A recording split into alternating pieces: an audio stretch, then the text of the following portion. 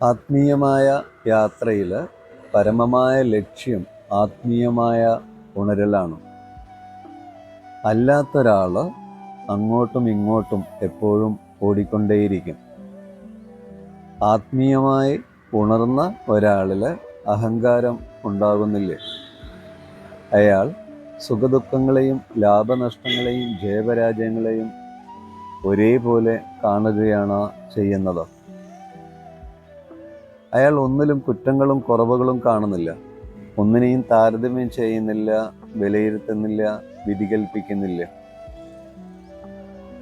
അപവാദങ്ങളും അപമാനവും അയാളെ സ്പർശിക്കുന്നേയില്ല.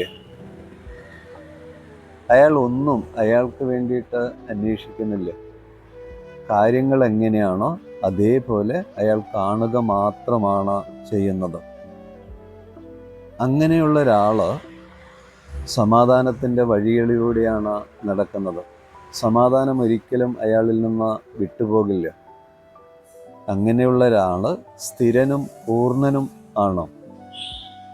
പരമമായിട്ടുള്ള ആ ഒരു ശാന്തിയും ആനന്ദവും അനുഭവിച്ചു കൊണ്ടാണ് അയാൾ ജീവിക്കുന്നത്.